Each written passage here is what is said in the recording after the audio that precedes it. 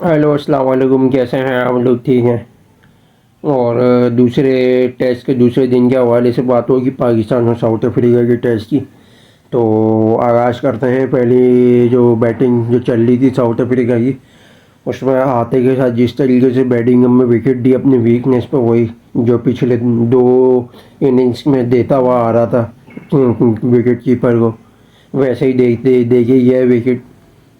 इसके मयार की नहीं थी लेकिन ये पिच, लेकिन विकेट दे के गया। इसी तरीके से विराइनी आया, विराइनी ने भी जिस तरीके से मारना शुरू किया, तो आप ये देख सकते हो कि स्क्रीन पे इस तरीके मतलब ये लेंथ रखी जा रही थी बॉलों पे, और आराम से मतलब रख रख के मार रहा था। चाहिए था कि उसको ये वाली लेंथ रखते जिस तरीके से अब्बास ने, ये आप देख रहे हो, बेडिंगम को रखिए। ये वाली लेंथ मुझे एक भी नहीं दिखी पिच पर विराइनी के टाइम पे।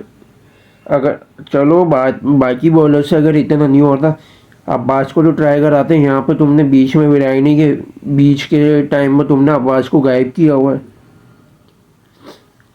तुम थोड़े थोड़े शॉर्ट टाइम पे करा रहे हो। वहाँ वहाँ पिछले टेस्ट में तुम 20-20 ओवर इससे डलवा रहे थे एक साथ, नसीम को छुपा के। यहाँ हमजा की तुम मतलब भजवा रहे हो, बहना हमजा आया तो वो बेचारा कितना कर लेगा, उसकी ताकत ही नहीं बोल पे स्विंग ही नहीं मिले तो वो करेगा क्या। अब जो लेंथ मैंने बताई वो एक भी नहीं रखी उसने। जो आपको पहली वाली जो लेंथ बनाई जिस पर बना के मार रहा था, उस पर उसने रन बनाया था तब। विकेटन ने विकेट होल्ड करके रखी आराम से, मतलब 200 कर लिए। यानी ये धूप मरने का मुकाम है कि उस बैटर ने 150 नहीं बनाया पूरे से मतलब करियर में, उसने 200 रन मार दिए लांतियों पे। और जिस तरीके से मैं बताता हुआ आ रहा था, ये बल्ले पे तेल लगा रहा है, ये कुत्ते की तरह मारेगा, और मारा रिगल्टन ने। मतलब सत्यानाश कर दिया लानती ही 11 का। और बेचारे जो मजलूम बॉलर हैं हमजा, शुरम शेजाद और ये अब्बास, इनकी बेचारों की मट्टी पलीत करा दी। यहाँ अपने लंगड़ा शाहिद, नसीम झटका, इन दोनों को तो बचा लिया, छुपा लिया। नोमान को पता नहीं किस लिए लेके गए थे, उसको चांस नहीं दिया। यहाँ साजिद की जगह बनती थी, उसको चुप करा के वहाँ पे साइड में लगा के आ गए। पहले टेस्ट से मैं बोलता आ रहा हूँ साजिद की जगह बनती थी, क्योंकि वो भले स्विंग नहीं होती वो, लेकिन टर्न दे देता वो वेरिएशन, क्योंकि वो जान मारता है, पंजा मारता है, शोल्डर मारता है, यूं जिसकी बॉल आती है पटकता है, और पटकने की वजह से बॉल ऐसे यूं कटती है। वो सेम जाते बॉलर आगे इतनी मदद नहीं दे रहा था, भले 40 ओवर 30 विकेटें ले ली। वो एक पार्ट टाइम है, जितने भी अगर वो ओवर डाल ले वो एक हद तक विकेट ले लेगा। टेस्ट मैच में इतना अच्छा वो टरने वाला साबित नहीं होगा। मेन बॉलरों को तुमने रखा नहीं। नोमान को अगर रख लेते तो वो थोड़ा एक दो चौके खाता, लेकिन पिलाए अगर आगे खिला के एक ना एक या 2-3 विकेट लेता है, तेरे 619 रन की तो 15 रन की तो तुम्हारी नौबत ही नहीं आती। 400 या 350 में तुम लोग पैक कर लेते। रिगल्टन ने जिस तरीके से मुजाहरा किया, विकेट होल्ड करके रखी, यानी 232 की कल पार्टनरशिप बनाई पहले बहुमा के साथ मिलकर रिगल्टन ने।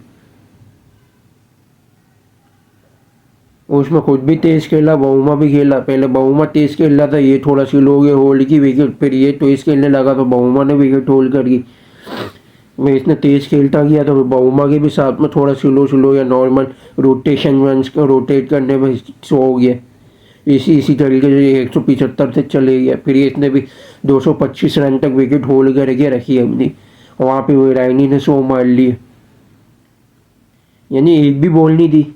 और वहाँ भी विराई ने 100 करके विकेट थ्रो करके गया है। वो विकेट ली नहीं है, वो खुद आउट हुआ है, थक गया था वो। बाकायदा ये जो बॉडी एक्सप्रेशन है ना, ये वाले, इससे आप मतलब अंदाज़ा कर सकते हो इसकी बॉडी मूवमेंट पे। बाकायदा वो थक गया था, और उसके चेहरे से भी पता लग रहा था। वो विकेट थ्रो करके गया, फिर उसके बाद भी जैनसन आया, उसने कुत्ते की तरह मारना शुरू किया। वहाँ भी रिगल्टन ने विकेट होल्ड करी। जैनसन के 50 हुए तो रिगल्टन के 250 से ऊपर हो चुके थे। वहाँ भी रिगल्टन थ्रो करके गया विकेट, वरना वहाँ पे भी रिगल्टन 300 मारता कम से कम। उसकी वजह ये है कि थ्रो करने की क्योंकि उनके प्लान्स में था कि तीसरा जो सेशन है ना, 15 जो 10 या 20 ओवर आखिरी के, हवा वाला जो सीनरी जहाँ हवा स्विंग चलती नहीं बॉल, वहाँ पे 5 या 4 विकेटें लेनी है पाकिस्तान की टॉप ऑर्डर की। वहाँ विकेट देगी गया, फिर वो उसी के बाद जैनसन ठीक देगी गया। मजे की बात यह कि रबाडा भी तो उनसे आउट नहीं हो रहा और महाराष्ट्र तुम्हारे गले पड़ गया, वो भी 40 ठोक के जा रहा तुम्हारे को। यानी वो 20-30 रन से ज़्यादा बनाता नहीं, उसने तुम्हारे को 40 ठोक दिए। वो 40 ठोक के गया, फिर मफाका को तुम लोग आंखें दिखा रहे हो। उस बच्चे को, बैट्समैनों को आंखें दिखाते हैं ना तुम लोग, अगर तुम्हारे कूदों में इतना मतलब टप्पड़ दे तुम्हारे में। तो 615 पे भी ऑल आउट हुए, फिर उसके बाद पाकिस्तान का आ जाओ, जिस तरीके से चूतिया पे का शान रबाडा ने खिलाई है, विकेट दिए हवा में छोड़ के, बोला कि ले मार, वहाँ पे इसने इस स्लिप पे कैच दिया चूतिए ने। गुलाम आजम भी, गुलाम अच्छा स्टार्ट दे रहा था, उसके साथ बदकिस्मती हो गई। को जैनसन की इन मतलब बॉल ऐसी कटी कि वो बॉल हो गया। भले तुमने भाई रन बनाए थे पिछले टेस्ट में, अब तुम्हारी बल्ली चढ़ेगी। अब लिख के ले लो, तुम्हारा 2 टेस्ट से पहले मैं बोलता हुआ आ रहा हूँ, अब तुम्हारी बल्ली चढ़ेगी। जो जिस तरीके से तुम्हारा कैच छूटा है ना रिगल्टन का 44 पे, उसके बाद फिर जो 211 रन मार के गया, 205 सॉरी, वो 205 तुम्हारे गले आएंगे कि तेरी वजह से 600 बने। हम तो 300 पे ही मतलब काम मुंह निपटा देते। ये तेरी बल्ली बनेगी भाई। ये बैटिंग में तूने क्या किया है, जब बाकियों ने नहीं किया तो तेरे पे बनता ही नहीं है, लेकिन तेरे पे बल्ली आएगी फिर भी। फिर साउथ जिस तरीके से रबाडा ने वही भी जैसे शान के साथ किया वैसे इसके साथ किया है। वो भी छोटू लांती, वो भी विकेट थ्रो करके गया। इसी तरीके से अब आप आ जाओ दोनों भाई, रिजवान रजा का और बाबर मेरा घंटा।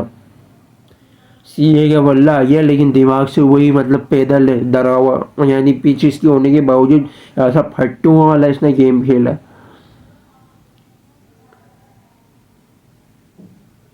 रिजवान और दोनों भाई मिलके 65 तो ले गए। कल इनके मयार की पहले सेशन में इतना फ़ायदे नहीं देगा, वहाँ रन बनाने बनते इनके, वो भी तेज़ बना सकते हैं लेकिन बनाएंगे नहीं, डरे हुए इतने ऐलान थी। वहाँ ये दोनों अपने पहले इनिंग के अंदर सेशन के अंदर मतलब अपने 50-50 के चक्कर में जाएंगे दोनों भाई, देख लेना। दोनों भाई अपने 50-50 में ना विकेट थ्रो कर देंगे, और ऐसे मूवमेंट पे विकेट थ्रो करके जाएंगे यहाँ पे पाकिस्तान ऐसा नीचे गिरेगा, ऑल आउट है कल पाकिस्तान। 180-200 पे ऑल आउट है पाकिस्तान, लिख के ले लो, अभी बता रहा हूँ, सिनेरियो नहीं दे रहा, डायरेक्ट बोल रहा हूँ मैं। और कल दूसरा सेशन या तीसरे सेशन में अगर गेम खत्म होता है ना, फॉलोइंग लेगा मेरी तरफ से, ये लो मैं बोलता अभी से बोलता हूँ, साउथ अफ्रीका। क्योंकि वो रिलैक्स हुए हैं, जिस तरीके से 1.5 दिन के अंदर जिस तरीके से उन्होंने बैटिंग की है ना, बॉलर्स को रिलैक्स भी मिला हुआ है। कल इतना थकेंगे नहीं बोले। मॉडर्न क्रिकेट में फॉलो इन लेने पे थोड़ा मतलब कप्तान घबराते हैं, इंजरी ना हो जाए बॉलर्स, लेकिन कल इतना खतरा नहीं, कल लेंगे फॉलो ऑन। 400 तक का, 400-350 का आंकड़ा होगा, लेकिन फॉलो ऑन लेंगे। और कल तीसरे सेशन में मैं लिख के दे रहा हूँ 4-5 विकेट तुम्हारी चटका के जाएंगे। और अभी से लिख के ले लो, चलो अभी से भी लिख के ले लो मुझसे। चौथा दिन का जो इस पहला सेशन है ना, उसमें तुम्हारा गेम खत्म हो रहा है। फॉलो ऑन पे तुम हार रहे हो, 150 या 180 पे तुम पैक हो, यानी तुम 2 इनिंग के अंदर भी 400 मुश्किल से पूरे बनाओगे। 450 भी नहीं बना रहे तुम 2 इनिंग में। चलो लिख के दे दो, अभी से बोल दिया, ये लिख के रख लो, लानत है तुम्हारी। ये 2 महीने से पहले बोलता हुआ आ रहा हूँ पाकिस्तान हारेगा सीरीज, हार रहा है। मैंने बोला था लानत पड़ेगी, लानत पड़ रही है। तो चूसो चाटो लटको मारो मेरी बला से जाओ लानती के बच्चों। मैं तो बोलता हूँ ये चप्पल लो, आए एयरपोर्ट पे वेस्ट इंडीज की सीरीज हो ना, सारे टिकटें लो, जमा करो, स्टेडियम में हो गया, चिल्ला लोहे की जो चप्पल है ना गर्म करके लानती के बच्चों को मारो, इस्तकबाल करो जूतों का। या एयरपोर्ट पर आए तो लानतियों को मारो। मैं तो देखना ही छोड़ दिया था लानती के बच्चों को। उनको एक्सपोज करना है तो जब इन लानती के बच्चों को देखना पड़ रहा है, मतलब लोग अंधी तकलीफ में लगे हुए अभी भी मतलब भरोसा कर रहे हैं पूरा चैंपियंस ट्रॉफी पे, पूरा मतलब वर्ल्ड टेस्ट चैंपियनशिप को दो तुम्हारी मतलब लानत पड़वा दी, अभी भी तुम लोग इन पे चैंपियंस ट्रॉफी पे उम्मीद रखते हो तुम। ये कुछ नहीं देंगे चैंपियंस ट्रॉफी में, सेमीफाइनल में भी मतलब नहीं जाएंगे, ये भी लिख लो। चलो अभी से बोल रहा हूँ, अभी से बोल रहा हूँ। इमेजिन, काश, इसमें तुम लोग लगे रहो, कभी सच्चाई में तुम लोग आंखें नहीं खोलना, इसी हालत में तुम लोग मर जाओगे। सारे जितने भी जो यंग जो यूथ जनरेशन है ना, वो इनकी लानतियों पे मतलब बर्बाद है। तो मैं कोशिश ही यही है कि भाई आंखें खोल लो, लानतियों के चक्कर में नहीं पड़ो, आंखें खोल लो, वक्त में बर्बाद नहीं करो, आंखें खोल लो, लानतियों के चक्कर में ब्लाइंड फ्रेंड बने हुए तुम लोग। तुम फॉलोअर्स को तुम लोग देखते हो, पीआर मतलब मैनेजमेंट को देखते हो, टीम की मतलब प्लेयर्स की, गेम उनका टकेगा नहीं, झटकेगा नहीं। मेरे को बोलो, मेरे पास साइम जैसे ना 4 प्लेयर और हैं कराची से, जो कि पार्ट टाइम में बॉलिंग भी करा लेते हैं, और एक तो स्पेशलिस्ट भी है बॉलिंग का, स्पिन का। मुझे बोलो, मैं साइम जैसे मैं अगर मेरे को अगर मौका मिलेगा तो साइम जैसे 4-5 प्लेयर और तुम्हारे लाके रख दूंगा, कराची से ही बोल रहा हूँ। मेरी नज़रों में और रेडार में, रीजन्स वगैरह में ऐसे प्लेयर्स हैं। लेकिन मसला क्या है, हमारी जो कराची का जो माफिया है, पंजाब को हम अप्रिशिएट करते हैं, पंजाब को भले आप लोग बुरा वाला बोलते हो, कम से कम वो एक यूनिटी तो रखते हैं, कम से कम अपने बंदों को आगे तो लाते हैं, सपोर्ट तो देते हैं। या तो हमारे वाले कराची वाले कम से कम आपस में खुद एक दूसरे का गला घोट रहे होते हैं कि भाई उसको, वो जो प्लेयर क्लब में खेल रहा है उसको ऊपर नहीं जाने देना, वो अगर ऊपर चले गया तो हाँ हमारी यहाँ से स्लॉट खाली हो जाएगी, वो हमारा भला कौन करेगा, हमें जिता के कौन देगा। तो उसी चक्कर में वो आगे बढ़ने नहीं देते। पॉलिटिक्स अलग से इसमें बनी हुई होती है प्लेयर्स के अगेंस्ट, कि इसको गिराओ किसी तरीके से। और रोहिल नज़ीर की सबसे बड़ी मैंने एग्जाम्पल दी थी, कहाँ है, गायब कर दिया है। वेस्ट इंडीज़ की सीरीज़ में आप भले ले लो, लेकिन अब उसका वो स्पार्क नहीं, तुमने स्पार्क, उसका जो दिमाग है ना, मेंटल हेल्थ है, वो तुमने उसके मार दी है बिल्कुल ही अलग। वो तीनों फॉर्मेट का सबसे बेहतरीन मिडिल ऑर्डर विकेट कीपर था, हसीबुल्ला तो बाद में आया, चलो हाँ, मोहम्मद हारिस तो बाद में आया, पहले वो था सरफराज के बाद जो था ना वो था। ये बिला वजह ये रज़ाकार रिजवान लानती के बच्चों को रखा है। और अभी से बता दूं, साथ बेग है ना, उसकी भी अभी लॉबिंग चल रही है रीजन्स पे, मैं देख रहा हूँ वहाँ, क्योंकि मैं तो यहीं से हूँ ना कराची से, मैं तो देखता हूँ, मेरे को तो नज़र आता है साफ साफ। लॉबिंग शुरू हो गई है, गिरा रहे हैं अभी। 1-2 साल ले लो बस, 1-2 साल बाद ना साथ बेग भी गायब होगा। वो विकेट कीपर है, वो कप्तान माइंडसेट है, कप्तानी की लीडरशिप की एबिलिटी रखता है, जो कि मोहम्मद रिजवान को खटकेगा। जैसे हसीबुल्ला का गेम बजा रहा है, साइम गले पड़ गया था तो हसीबुल्ला को नहीं खिला रहा क्योंकि वो गले ना पड़े। इसी तरीके से साथ बेग का भी काम उतार रहे हैं, कहीं ये आके ऊपर आगे हमारे ऊपर मुसल्लत ना हो जाए कप्तानी में। तो बस ये मैं मतलब टॉपिक नहीं था, बस थोड़ा सा बस जज्बात थोड़े भड़के हुए थे, तो इसलिए बस आंखें खोलने के लिए बस थोड़ा ये बता दिया कि भाई ये इमेजिन काश वगैरह में पढ़ना ख़त्म कर दो, रियलिटी में आ जाओ यार, रियलिटी में आ जाओ। हुआ है मतलब इंडियंस को भी मैं यही बोलता हूँ, ये पाकिस्तानी को भी, अनभक्ति, ये अंधापन, एतमाद, ये ख़त्म कर दो भाई। उन लोगों को सपोर्ट दो जो मुस्तहिक हो, जो डिज़र्व करते हैं। तो यही था आज का टॉपिक। फिर मिलते हैं इंशाल्लाह कल।